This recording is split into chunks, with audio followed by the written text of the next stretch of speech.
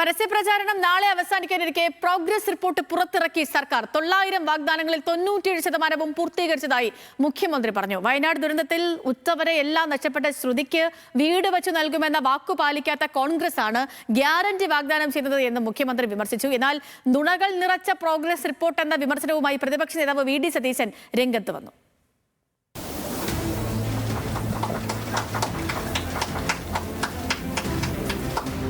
LDF സർക്കാരിന്റെ കഴിഞ്ഞ 10 വർഷത്തെ ഭരണ നേട്ടങ്ങൾ അക്കമിട്ട് നിരത്തുന്ന പ്രോഗ്രസ് റിപ്പോർട്ടാണ് മുഖ്യമന്ത്രി പുറത്തിറക്കിയത്. കഴിഞ്ഞ 2 ഘട്ടങ്ങളിലായി നൽകിയ വാഗ്ദാനങ്ങളുടെ പുരോഗതി മുഖ്യമന്ത്രി വിശദീകരിച്ചു. 2021 വാഗ്ദാനങ്ങളിൽ 97% പൂർത്തീകരിച്ചു.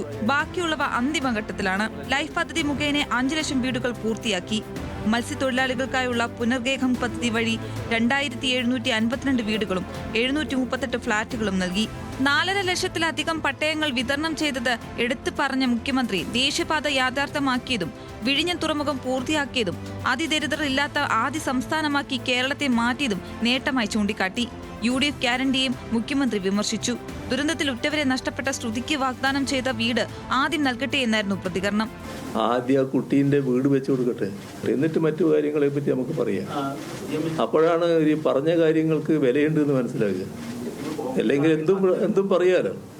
ഈ പറയുന്നതിൻ്റെ ഭാഗമായിട്ട് എത്രത്തോളാണ് നടപ്പാകുക എന്നുള്ളത് നമുക്കെല്ലാം അറിയാവുന്ന കാര്യമാണല്ലോ. വയനാട് ദുരിതബാധിതർക്ക് നൽകിയ വീടുകൾ ഇതുവരെ താമസയോഗ്യമായിട്ടില്ലെന്ന പ്രതിപക്ഷ വിമർശനത്തിനും മുഖ്യമന്ത്രി മറുപടി പറഞ്ഞു. ദുരന്തബാധിതരെ വിശ്വാസത്തിലെടുത്താണ് മുന്നോട്ടു പോയത്.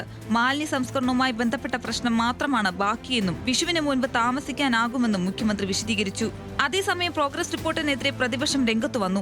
നുണകൾ നിറച്ച പ്രോഗ്രസ് റിപ്പോർട്ടെന്ന പ്രതിപക്ഷ നേതാവ് വി ഡി സതീശന്റെ വിമർശനം. കോൺഗ്രസ് സർക്കാരിനെതിരെ സമർപ്പിച്ച കുറ്റപത്രമുണ്ടെന്നും അത് വിചാരണ ചെയ്യപ്പെടുമെന്നും വി ഡി സതീശൻ പറഞ്ഞു. ഈ കള്ളങ്ങളെല്ലാം എഴുതി വെച്ച് കെട്ടിവെച്ചിരിക്കുന്ന നുണയുടെ ഒരു സംഭവമാണ്. അതിൽ പോലും പറയാനോ അവകാശപ്പെടാനോ ഒന്നുമില്ലാത്ത പ്രോഗ്രസ് റിപ്പോർട്ടാണ്. അത് കേരളത്തിലെ ഞങ്ങൾ ഈ സർക്കാരിനെതിരായി അവതരിപ്പിച്ച ഒരു കുറ്റപത്രമുണ്ട്. ആ കുറ്റപത്രം ജനങ്ങളുടെ കോടതിയിൽ വിചാരണ ചെയ്യപ്പെടും. അതിന്റെ ശിക്ഷയും ജനങ്ങൾ 9-ാം തീയതി വിധിക്കും. പ്രോഗ്രസ് റിപ്പോർട്ടിന് ജനങ്ങൾ 0 മാർക്ക് നൽകുമെന്നായിരുന്നു രമേശ് ചെന്നിത്തലയുടെ പ്രതികരണം.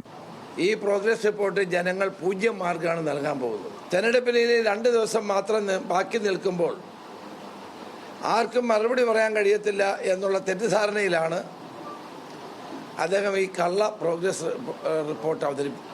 കാർഡ് അവതരിപ്പിച്ചിരിക്കുന്നത്. അപ്പോൾ ഈ പ്രോഗ്രസ് കാർഡിന് കേരളത്തിലെ ജനങ്ങൾ കടലാസിന്റെ വില പോലും നൽകില്ല. News desk, news Malayalam.